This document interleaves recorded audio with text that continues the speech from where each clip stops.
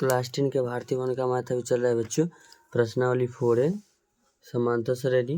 मैंने पिछले video question number 9 तक हल कर दिया था। क्वेश्चन नंबर 10 का था एन के किस मान के लिए समांतर श्रेणी 63, 65, 67 डॉट डॉट और 3, 10, 17 के एन में पद समान होंगे, यानी इसका जो कौन सा पद होगा वो समान होगा। ठीक है, सबसे पहले लिखेंगे क्वेश्चन नंबर आपका ये 10 हुआ। पहला समांतर श्रेणी आपका दिया हुआ 63, 65 और 67। ठीक है, तो पहला समांतर श्रेणी ये हुआ डॉट डॉट डॉट। दूसरा समांतर श्रेणी 3, 10 और 17 दिया हुआ। ठीक है, डॉट डॉट डॉट। तो पहला समांतर श्रेणी में लिखेंगे,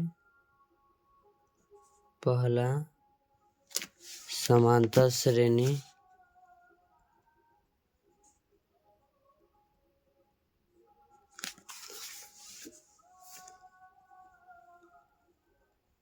दूसरा समांतर श्रेणी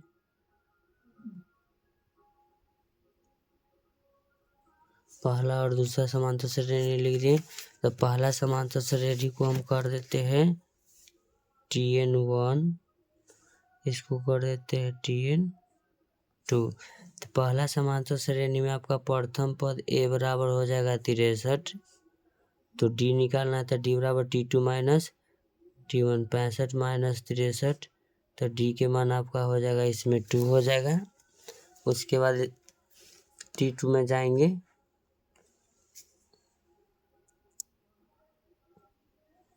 तो यहाँ लिखेंगे a बराबर 3, d बराबर 10 माइनस 3, d बराबर आपका इसमें हो जाएगा 7। तब t इसमें जाएंगे, दोनों पद समान बोला है ना। चलिए कौन सा पद समान होगा, तो सबसे पहले लिखेंगे T1 बराबर Tn2, यानी पहला पद और दूसरा पद इसका समान कब होगा, समान मीन्स बराबर कर दिए। और लिखेंगे T1 में जाएंगे, तो T1 का सूत्र होता है a plus n minus 1 into D, फिर बराबर लिखेंगे a plus n minus 1 into D लिखेंगे। तब यहाँ लिखेंगे प्रथम पद इसका 63 है, प्लस n माइनस 1 इंटू इसका हम क्या करेंगे d, तो n तो हमको दिया नहीं है, -1 इंटू डी बराबर आपका ये 2 हो जाएगा।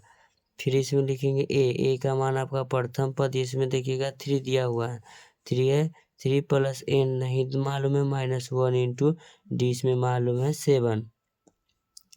तो लिखेंगे 63 plus n minus 1 into 2, n minus 1 into 7।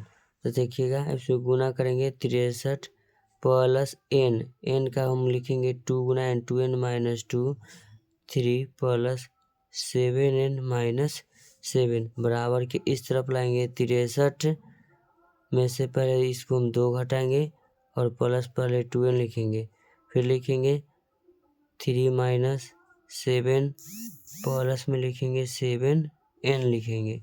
यहाँ लिखेंगे 61 प्लस 2n बराबर -4 प्लस 7n।